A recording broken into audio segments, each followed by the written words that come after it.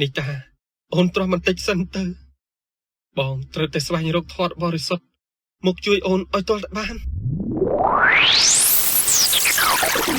អាហិង្សាយើងអាណិតឯងណាស់ដែលព្រះព្រំបានចារដំណើរជីវិតរបស់ឯងបែបនេះណា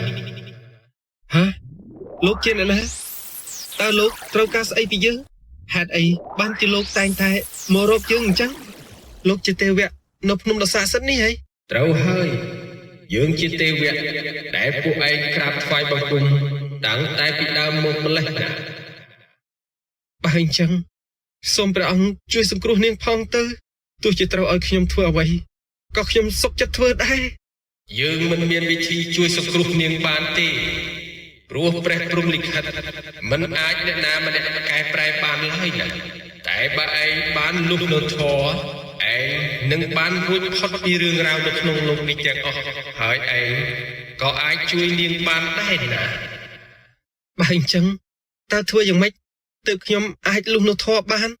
សូមលោកជួយបំភ្លឺខ្ញុំផងឯងត្រូវតែធ្វើពិធីបូជាយញ្ញដ៏ធំសម្បើមមួយសម្រាប់ព្រះព្រំឯងត្រូវថ្វាយការបូជាយញ្ញនៅជីវិតមនុស្ស 1000 នាក់ក្រោយពេលដែលឯងសម្លាប់ពួកគេហើយឯងត្រូវកាត់យកម្រាមមេដៃរបស់ពួកគេ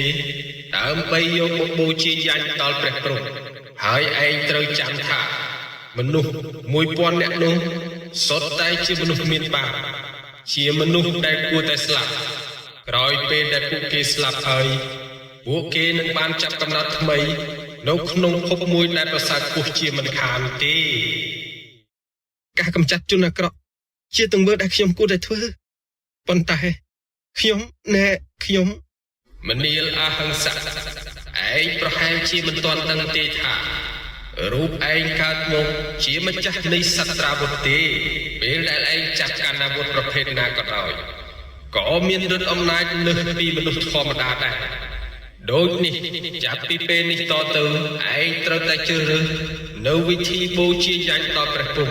ហើយផលបុណ្យដែលឯងបានសាងពីការពិឃាតមនុស្សទាំងនេះឯងនឹងបានលុះនៅធម៌របស់ឯងជាមិនខានទេណាហើយឯងក៏អាចជួយនាងបានដែរណាបានដើម្បីអូននេះតានិងដើម្បីបានលុះនៅធម៌របស់ខ្ញុំនឹងធ្វើវាឥឡូវនេះភ្លាម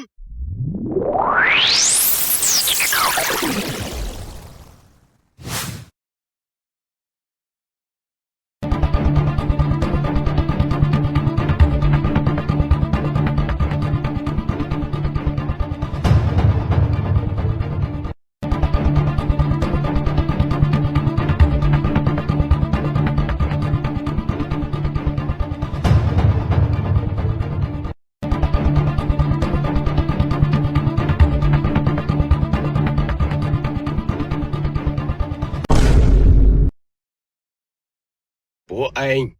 មានទ្រព្យសម្បត្តិអីខ្លះឆាប់ប្រគល់មកឲ្យយើងភ្លាមបើមិនអញ្ចឹងទេពួកឯងត្រូវតែស្លាប់ទេលោកខ្ញុំមានតែរបស់របរបន្តិចបន្តួចទេសូមលោកកុំយកអីមែនហើយពួកយើងមានតែរបស់បន្តិចបន្តួចទេសូមលោកកុំយកអីពួកយើងទុកចិញ្ចឹមគ្រួសារតែប៉ុណ្ណោះហ៊ានប្រកែកនឹងឯងផងងាប់ទៅអាយ៉ាអូយ